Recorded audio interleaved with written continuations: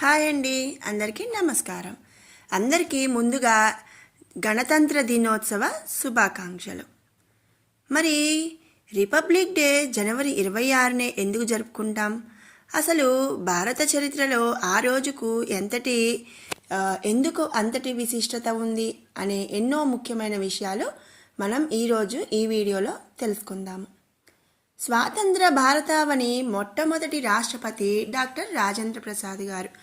ఆయన 1950 జనవరి 26న 21 ఫిరంగుల సెల్యూట్ స్వీకరించడంతో పాటు భారత జాతీయ జెండాను కూడా ఎగురవేసి దేశాన్ని సంపూర్ణ గణతంత్ర దేశంగా ప్రకటించారు. దాదాపు 200 ఏళ్ల బ్రిటిషర్ల పాలన అనంతరం 1947 ఆగస్టు 15వ తేదీన దేశానికి స్వాతంత్రం వచ్చింది. అయినా కూడా 1950వ దశకంలోనే భారత్కు సంపూర్ణ స్వరాజ్యం సిద్ధించింది. ఎన్నో త్యాగాలు చేసి తమ ప్రాణాలనే తృణప్రాయంగా భావించి ఎందరో స్వరాజ్య పోరాటంలో సమిధులుగా మారారన్నమాట. ఇక మరి ఈ రోజుని అంటే ఎందుకు 26వ తారీఖు జనవరిన రిపబ్లిక్ డే జరుపుకుంటాము అనే విషయం ఇప్పుడు తెలుసుకుందాం. వ్యాపారం కోసం మరి దేశానికి వచ్చిన ఆంగ్లేయులు నాటి భారతావనిలోని పరిస్థితులను తమకు అనుకూలంగా మలుచుకున్నారట. దేశంలోని రాజులు సంస్థానాధిపతుల మధ్య ఉన్న అనైక్యతను ఆసరాగా చేసుకున్న బ్రిటిషర్లు క్రమంగా వారిని తమ చెప్పు చేతల్లో పెట్టుకొని పాలనపై పట్టు సాధించారట. అనేక రాజ్యాలు సంస్థానాలుగా ఉన్న భారతావనిని విభజించి పాలించు విధానం అవలంబించారట. అధికారం హస్తగతం చేసుకున్నారు. దాదాపు 2 శతాబ్దాలకు పైగా అంటే 200 సంవత్సరాలకు పైగా ఆంగ్లేయుల పాలనలో ఉన్న భారతమాతకు సుదీర్ఘ పోరాటం తర్వాత 1947లో విముక్తి లభించింది. ఇక దేశ స్వాతంత్రం కోసం వేలాది మంది ప్రజలు తమ ధన మాన ప్రాణ త్యాగాలు చేశారట ఆ రోజుల్లో. ఇక అహింస అనే ఆయుధంతో భారతీయులను ఒక్క తాటిపైకి తీసుకొచ్చిన గాంధీ తాతగారు జాతీయ ఉద్యమాన్ని కొత్త పుంతలు తొక్కించారట. అయితే మరి 1947 ఆగస్టు 15న స్వాతంత్రం వచ్చింది. అయినా కూడా 1950వ దశకంలో అంటే ఆ 1950వ సంవత్సరంలోనే దేశానికి సంపూర్ణ స్వరాజ్యం సిద్ధించిందట. స్వాతంత్రం తర్వాత గణతంత్ర దేశంగా 1980 జనవరి 26న భారత్ అవతరించిందట. అదే మనం జరుపుకునే ఈ రిపబ్లిక్ డే. అయితే దీని ప్రాముఖ్యత తెలియని జనానికి మాత్రం ఇది ఒక సాధారణ సెలవు రోజు. ఈ మరి స్వాతంత్రం కోసం ఎంతమంది ప్రాణాల త్యాగం చేశారు అనేది మనం తప్పకుండా మన పిల్లలకి చెప్పవలసిన విషయం. అంతేకాని జనవరి 26 అనగానే అదొక సెలవు రోజుగా కూడా మరి ఆలోచించవద్దు. సరదాగా ఇంటి పట్టున ఉంటూ సినిమాలు, షికార్లు, షాపింగ్లతో కాలక్షేపం చేస్తున్నారు ఈరోజు మన ప్రజలు. కానీ దేశ స్వాతంత్రం కోసం ఎన్నో త్యాగాలు చేసి తమ ప్రాణాలనే తృణప్రాయంగా భావించి ఈ స్వరాజ్య యజ్ఞంలో సమిధులైన గొప్ప వ్యక్తులను ఈరోజు మనం ఎంతమంది స్మరిస్తున్నారండి? చాలా అంటే చాలా తక్కువ మంది స్మరిస్తున్నారు. జాతీయ సెలవు రోజున ఎంతమంది వారి ఆదర్శాలను వల్లించుకున్నారు, దేశ స్వాతంత్రం మీద నేటి యువతకి ఎంత అవగాహన ఉంది అన్న అంశాలపై మరి ఎవరైనా సర్వే నిర్వహిస్తే చాలా సిగ్గుతో తలదించుకోవాల్సిన విషయాలు బయటపడుతూ ఉన్నాయట ఈ రోజుల్లో. ఇక అసలు రిపబ్లిక్ డేను ఈ రోజే ఎందుకు జరుపుకోవాలి అనే ప్రశ్నకైతే సరైన సమాధానం కూడా చాలామందికి తెలియదు. దేశానికి 1947 ఆగస్టు 15న స్వాతంత్రం లభించింది. ఇక 1950 జనవరి 26న రాజ్యాంగం అమల్లోకి వచ్చిందనమాట.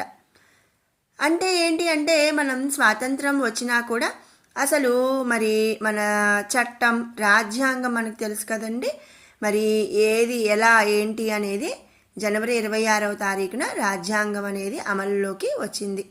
కాబట్టి ఏటా మరి అంటే ప్రతి సంవత్సరం కూడా జనవరి 26వ తారీఖుని రిపబ్లిక్ డేగా జరుపుకుంటున్నామని భావిస్తారు. ఇందులో మరి చాలా వరకు నిజం ఉంది. కానీ దీని వెనుక మరొక బలమైన కారణం కూడా ఉందట. అది ఏమిటి అంటే, వాస్తవానికి భారత రాజ్యాంగాన్ని 1949 నవంబర్ 26వ తారీఖునే ఆమోదించారు. దీనిని అమలు చేసే తేదీకి ఒక ప్రాముఖ్యత ఉండాలి అనే ఉద్దేశంతో మరొక 2 నెలలు కూడా వేచి ఉన్నారట. లాహోర్ వేదికగా 1930 జనవరి 26న కాంగ్రెస్ పార్టీ జాతీయ సమావేశంలో తొలిసారిగా పూర్ణ స్వరాజ్యం తీర్మానం చేశారు. నెహ్రూ సారథ్యంలో రావి నది ఒడ్డున త్రివర్ణ పతాకం ఎగురవేసి భారతీయుల స్వాతంత్ర సంకల్పాన్ని బ్రిటిషర్లకు గట్టిగా వినిపించారట.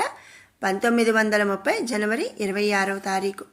అప్పటిదాకా కేవలం రాజకీయ ఆధ్యాత్మిక స్వాతంత్రం వస్తే చాలు, సంపూర్ణ అధికారం బ్రిటిష్ వారి చేతుల్లోనే ఉండి దేశం సామంత రాజ్యంగా మిగిలిపోయినా పర్వాలేదు అనుకునేలా మరి మన రాజకీయ నేతల వైఖరిని బలియన్ వాలాబాగ్ ఉదంతం ఒక్కసారిగా కళ్ళు తెరిపించిందట. నాడు సుభాష్ చంద్రబోస్, జవహర్లాల్ నెహ్రూ, రాజాజీ లాంటి నేతలు కాంగ్రెస్ పార్టీలో మరి వేడి పుట్టించి సంపూర్ణ స్వరాజ్య తీర్మానం ప్రకటన చేయించడంలో సఫలమయ్యారట. జనవరి 26వ తారీఖు. ఆ రోజునే స్వాతంత్ర దినోత్సవంగా పరిగణించాల్సిందని కాంగ్రెస్ పార్టీ కూడా దేశ ప్రజలకు పిలుపునిచ్చింది. అంతటి చారిత్రక ప్రాధాన్యత ఉన్న తేదీకి చిరస్థాయి కల్పించాలి అనే సదుద్దేశంతో నవభారత నిర్మాతలు ఏం చేశారంటే, రాజ్యాంగ రచన 1949లో పూర్తయినా కూడా మరో 2 నెలలు ఆగి 1950 జనవరి 26 నుంచి దానిని అమల్లోకి తెచ్చారట. ఇక జనవరి 26, 1950వ సంవత్సరం నుంచి బ్రిటిష్ కాలం నాటి భారత ప్రభుత్వ చట్టం 1935 పూర్తిగా రద్దయిపోయిందట. ఆ రోజున భారత్కు సర్వసత్తాక సామ్యవాద, ప్రజాస్వామ్య, గణతంత్ర రాజ్యంగా అవతరించిందట మన భారతదేశం. కొన్నేళ్ల తర్వాత లౌకిక అనే పదం వచ్చి చేరింది. బ్రిటిషర్ల నుంచి స్వాతంత్రం వచ్చిన తర్వాత దేశానికి రాజ్యాంగం ఉండాలని భావించిన నాటి దార్శనికులు, మేధావులు రాజ్యాంగ పరిషత్తును ఏర్పాటు చేశారట. దీనికి అధ్యక్షుడిగా డాక్టర్ బాబు రాజేంద్ర ప్రసాద్ను ఎన్నుకోగా, రాజ్యాంగ రచన ముసాయిదా కమిటీ చైర్మన్గా డాక్టర్ అంబేద్కర్ చైర్మన్ను నియమించారట. రాజ్యాంగ రచనకు ఎంతోమంది మేధావులు వివిధ దేశాల రాజ్యాంగాలను పరిశీలించి మరి వాటిని అధ్యయనం చేసి ప్రజాస్వామ్య విధానంలో రూపొందించారు మన రాజ్యాంగాన్ని. అనేక సవరణల అనంతరం 1949 నవంబర్ 26న దీనిని రాజ్యాంగ పరిషత్ ఆమోదించింది. భారత రాజ్యాంగాన్ని రూపొందించేందుకు 2 సంవత్సరాల 11 నెలల 18 రోజుల కాలం పట్టిందట. ఆ రోజులో రాజ్యాంగ రచనకు మొత్తం 64 లక్షల రూపాయలు కూడా ఖర్చయిందట. భారత రాజ్యాంగానికి 1935 భారత ప్రభుత్వ చట్టం మూలాధారం అయినప్పటికీ కూడా అందులోని అనేక అంశాలను ఇతర రాజ్యాంగాల నుంచి కూడా గ్రహించారు. బ్రిటిష్ పరిపాలన నుంచి విముక్తి పొందిన తరువాత భారత పౌరులందరినీ ఒక ప్రజాస్వామ్య వ్యవస్థలో నడిపించడానికి, మన స్వాతంత్ర పోరాట ఆశయాలను నెరవేర్చడానికి రాజ్యాంగ పరిషత్తును ఏర్పాటు చేసి ప్రపంచంలోనే అతిపెద్ద ప్రజాస్వామ్య రాజ్యాంగాన్ని రూపొందించారట. ఇది జనవరి 26, 1950 నుంచి అమలులోకి వచ్చింది. ఈ రోజున ప్రజలందరూ కూడా సంపూర్ణ స్వేచ్ఛ, సమానత్వం, లౌకికత్వం, న్యాయాన్ని పూర్తి స్థాయిలో ఒక హక్కుగా పొందటం అనేది జరిగిందట. ఇక తొలి గణతంత్ర దినోత్సవం నాటికి డాక్టర్ రాజేంద్ర ప్రసాద్ భారత రాష్ట్రపతిగా ఉన్నారు. రాజ్యాంగం అమలైన తర్వాత ఆయన పాత పార్లమెంట్ దర్బారు హాల్లో రాష్ట్రపతిగా ప్రమాణం చేశారట. ఢిల్లీలోకి కర్తవ్య పథ్ వరకు 5 మైళ్ళ పొడవున సాగిన పరేడ్ తర్వాత ఆయన ఇర్విన్ స్టేడియంలో జాతీయ జెండాను ఎగురవేశారు. విదేశీ పాలన పూర్తిగా అంతరించి అధికారాన్ని అప్పగించిన గుర్తులే మనకి రిపబ్లిక్ డే. స్వతంత్ర దేశంగా పురుడు పోసుకొని ప్రపంచ దేశాల కూటమిలో సంపూర్ణ స్వతంత్ర దేశంగా మన భారత్ చేరిన ఈ రోజే రిపబ్లిక్ డే అన్నమాట. మరి విన్నారు కదండి, అసలు రిపబ్లిక్ డే జనవరి 26నే ఎందుకు చేసుకోవాలి?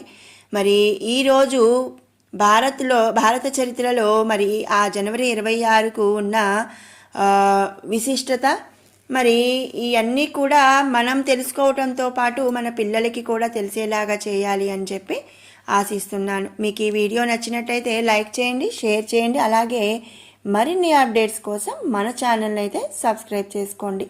Thanks for watching.